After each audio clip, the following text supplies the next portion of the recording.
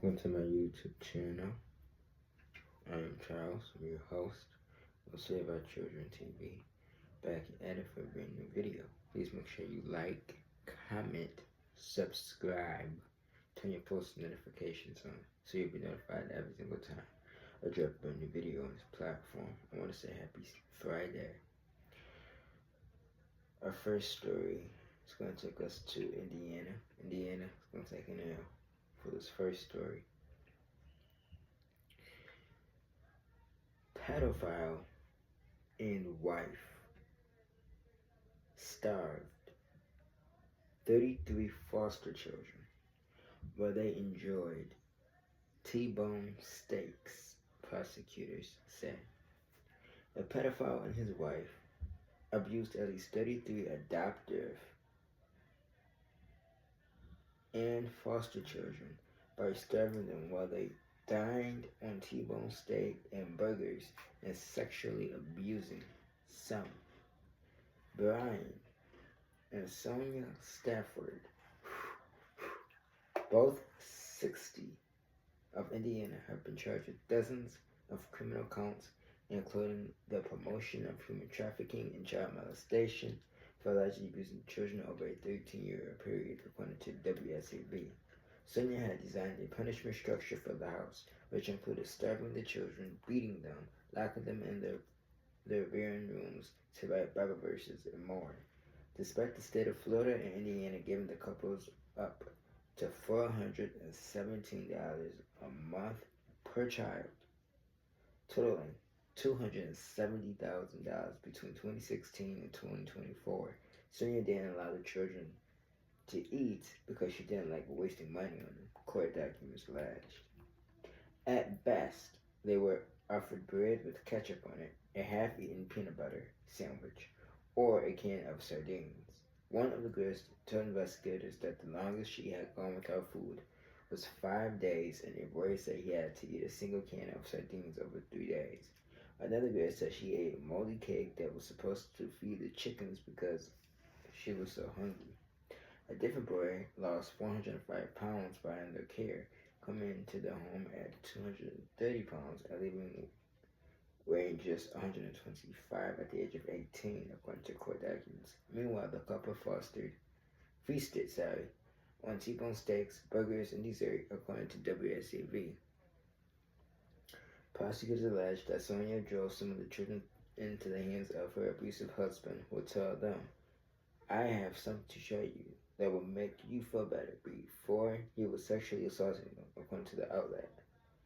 Brian molested at least 6 girls and exposed himself around the home, according to WTHR. One of the girls was 7 years old when the abuse started, according to WSAV. He impregnated at least one of the girls when she was 18 years old, according to WTHR. She had his baby, and he later had a relationship with her while he and Sonia got divorced, according to WTHR.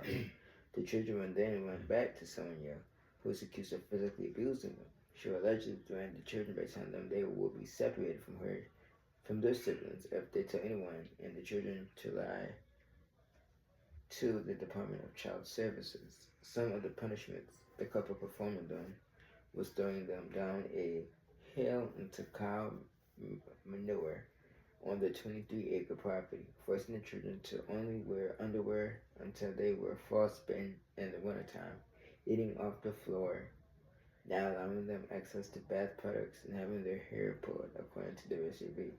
The Staffords, who have 2 biological children, also had alarms in every room of the home, which would be set off if a child tried to escape, which led to the youngsters facing more abuse, the outlet said. The abuse led to one of the children committing suicide in 2004, according to the WTHR. Additionally, they are accused of locking up gifts the children received.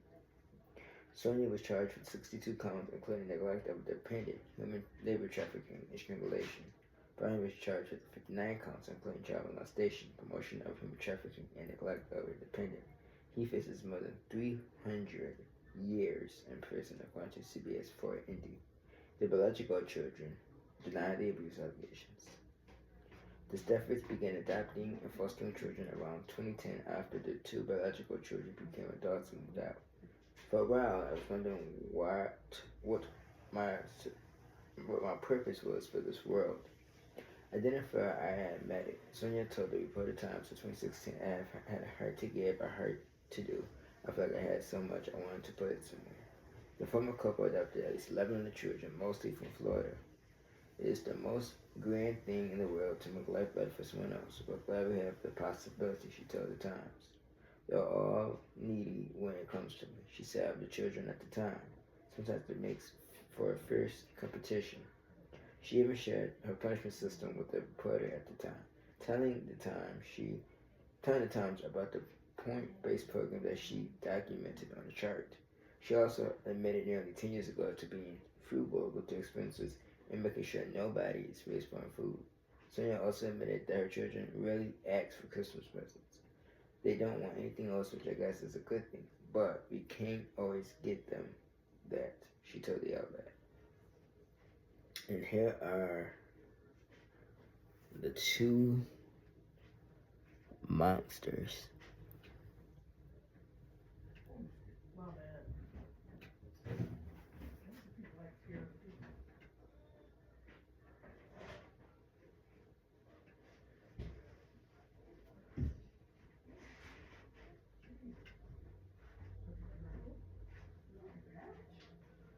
They put food at the bottom of that.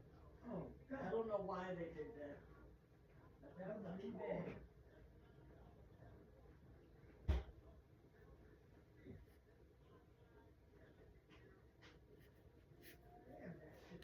Parents physically and sexually abuse the children they were supposed to be caring for repeatedly. Investigators say there could be more victims out there. And as Fox 59's Max Lewis explains, one victim says they were treated like slaves. The investigation into Brian and Sonia Stafford began last year when one of their foster children confided in a caseworker about the abuse that they had suffered. The Staffords each faced dozens of charges ranging from child molesting to human trafficking to neglect.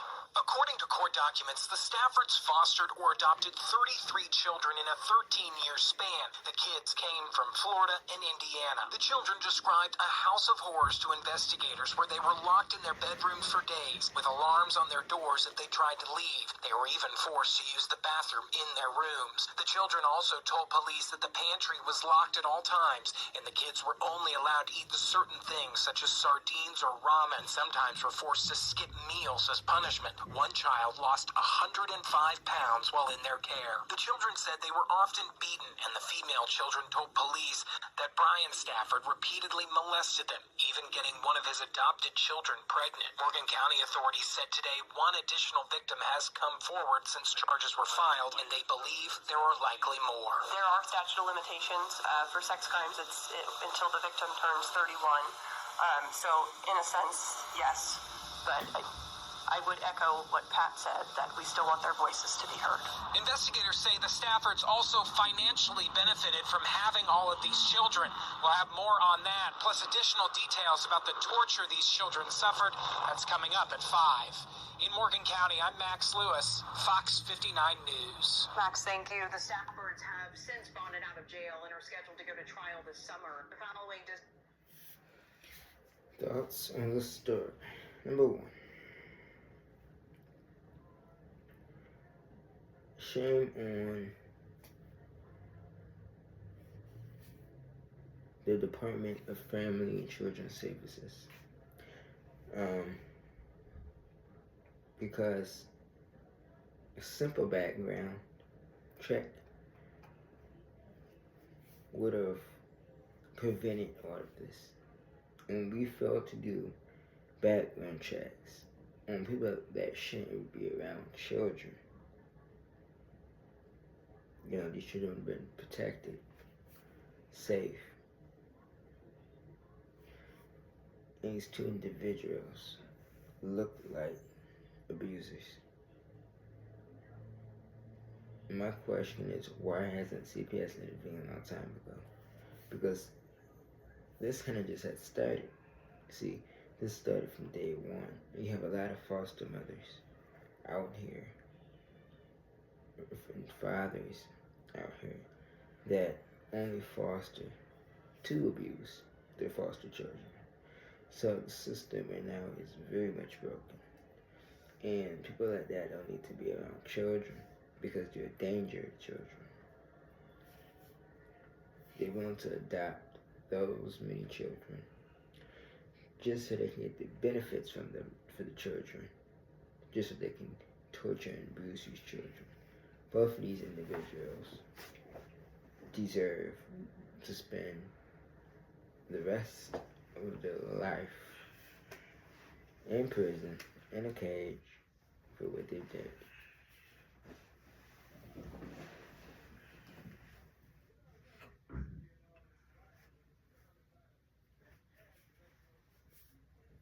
Let's move on to our second story.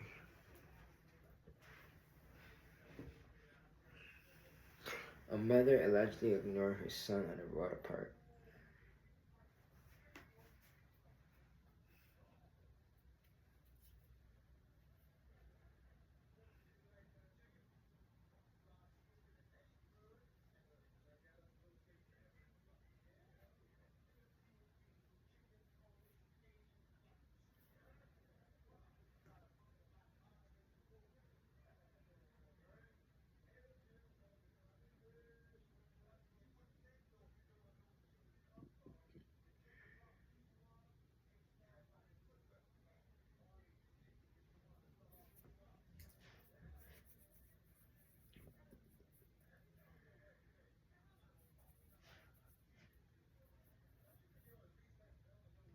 I want to say Paso, Texas is taking the air. This is the victim right here.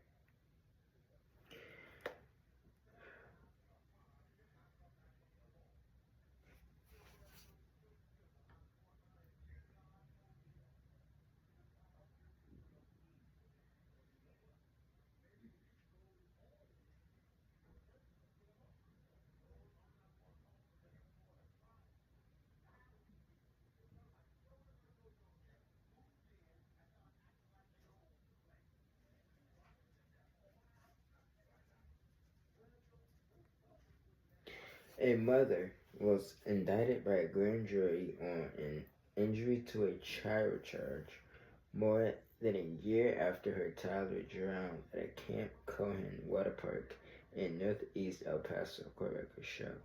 Jessica Weaver was indicted December 12th on one count of injury to a child with intent to cause serious bodily injury in connection with the May 13, 2023 death of her 3-year-old Anthony Leo Malve. El Paso County court record show. She was originally arrested on an injury to a child charge on September 22nd, 2023, but was released the same day on a $100,000 bond. Jury record show a case against her has been pending since. A court hearing on the indictment has not been yet set. Weaver's attorney could not immediately reach for comment. Anthony drowned about 5:09 p.m. May 13, 2023 at the Camp Cohen Water Park at 9700 Gateway North Boulevard, 30 said. The boy was found unresponsive in a 4-foot deep section of a pool. Anthony was taken to a hospital where he died the next day. He was allegedly by herself on her phone.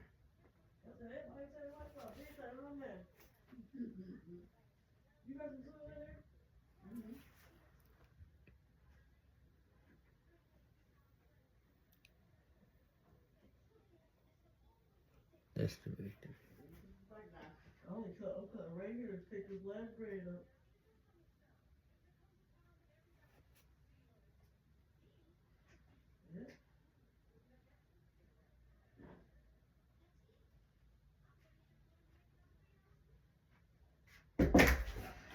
Yes. I thought somebody should. Oh, she had the sound. Y'all can unplug that. That's the microwave cord. There's a lot of stuff plugged in here. Whenever somebody need to use the microwave, they could just plug it up like that.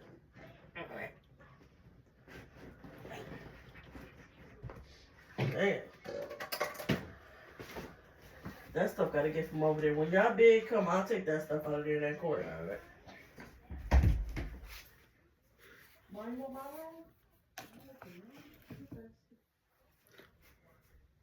My thoughts.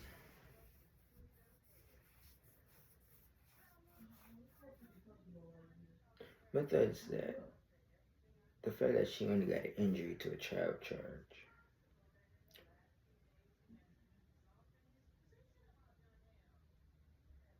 She should have been hit with a murder charge, first degree murder charge, just for being negligent. And the sad part is she only got injury to a child, resulting in great bodily harm. But I mean, the child died from his injuries, so it was negligent homicide. And next,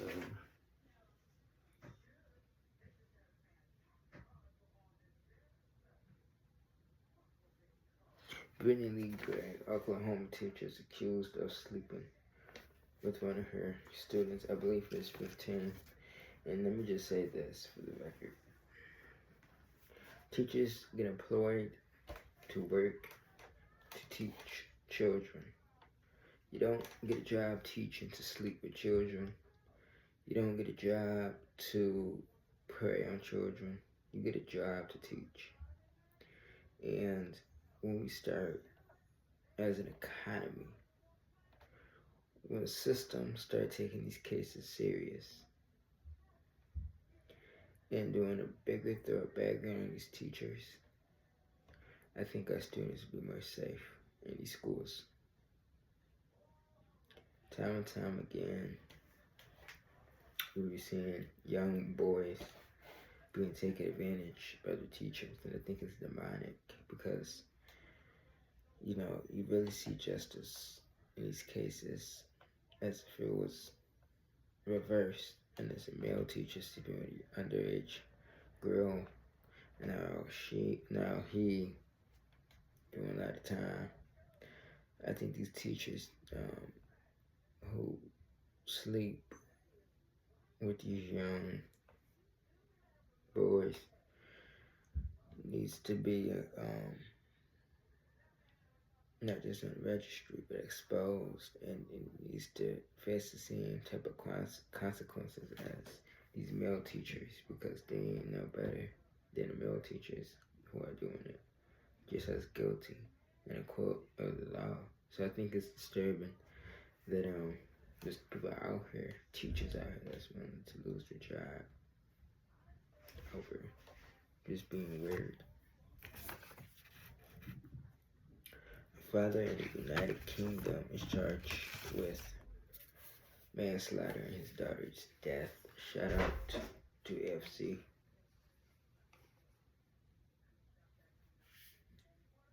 He just talked about this story a couple hours ago, so I want to talk about it real quick.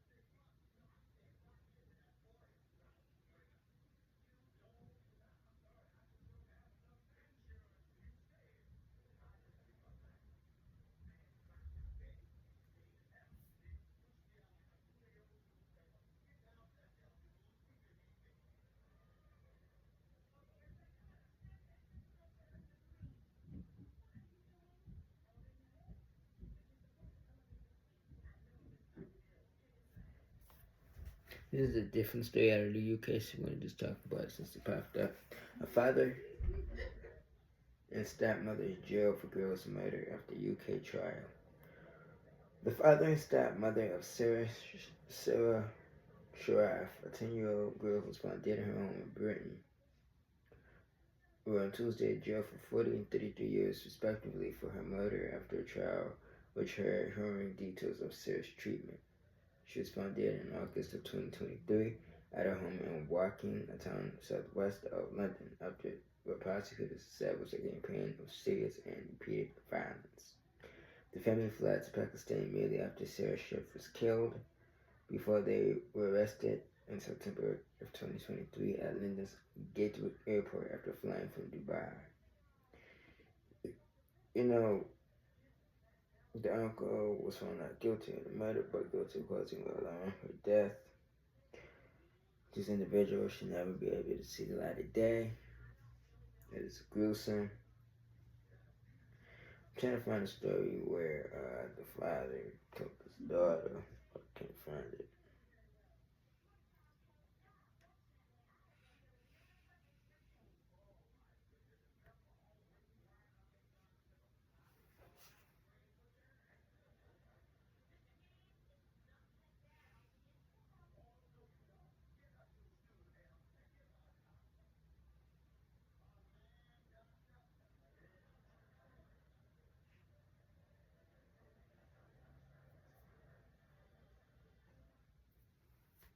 Right, more on the people. This is the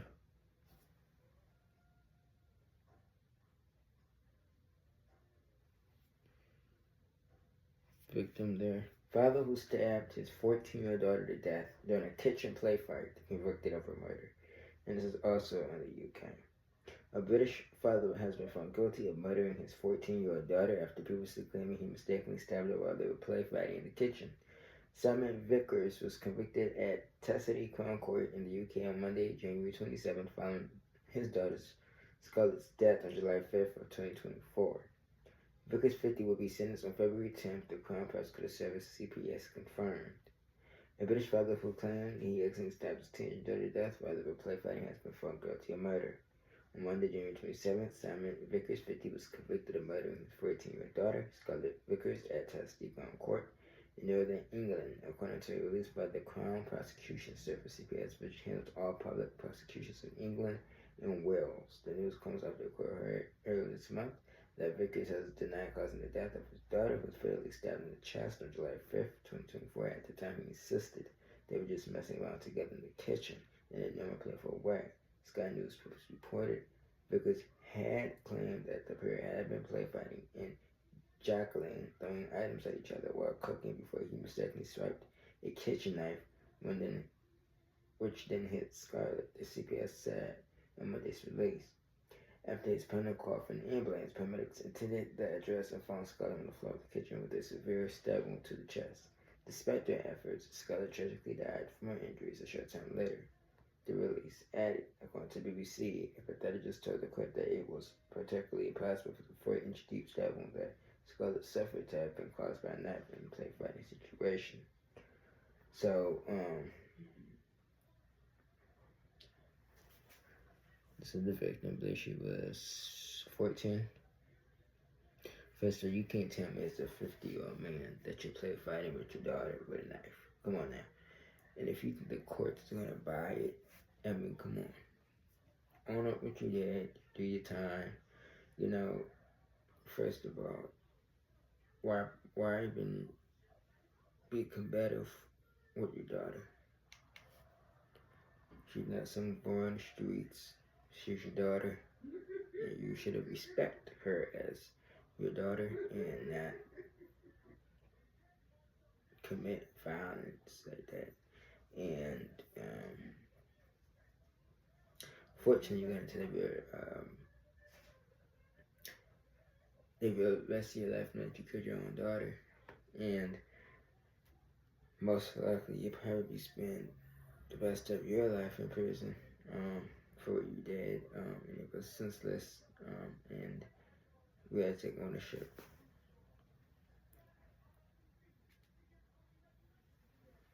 Now we're going to talk about the Skylar Garden case real quick.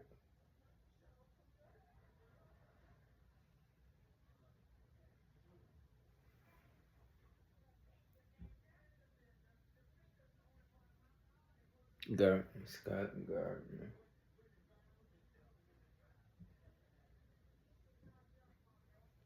So Indianapolis taking an L. Alone.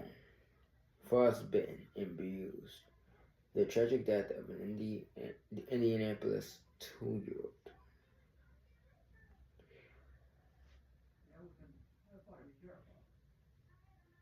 The 2-year-old was left inside a cold, dirty apartment with no access to food or water. Her mother wasn't there to tuck her in at night or change her diaper when it was soiled. Her mother wasn't there at all for hours, sometimes days, Indiana police say.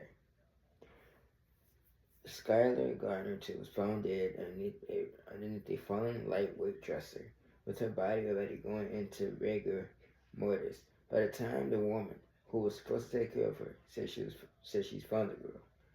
While the Taylor lived in filth and squalor among feces and mounds of trash with her 3-year-old brother, her mother, Chantel Gardner, was off with her boyfriend. Indianapolis Metropolitan Police Department detective alleged in a probable cause affidavit for her arrest.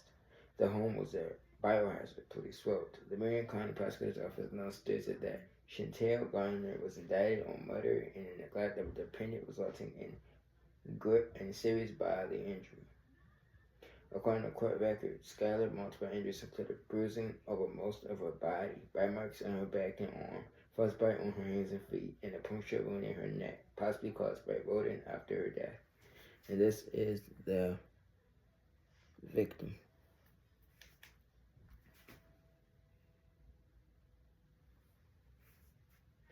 Skylar was found dead under a dresser in the 6300 block of Newberry Road at Timber Point Apartments when her mother stopped by to feed the children.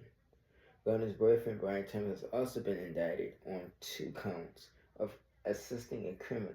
He's accused of lying to hinder the case against Gardner. You know, he should be also hit with murder charges. You know, to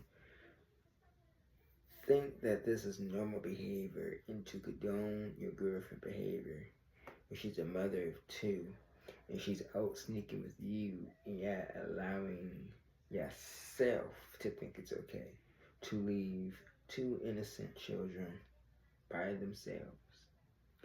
In Indiana, like there's no crime that goes on. Folks will snatch children and you're leaving them alone in a dirty apartment. It is not that much winner in the world that you would leave your children for a man.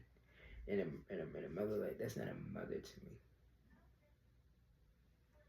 That is somebody who only wanted children to collect the funds so she can use it with her man.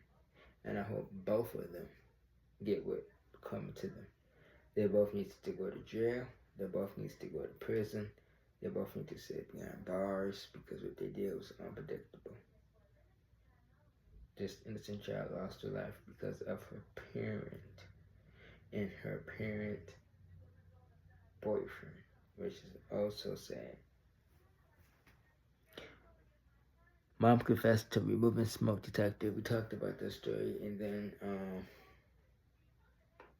her daughter died, and there was an interview with her other daughter who survived, who was injured, was talking to the media, and to know that your own mother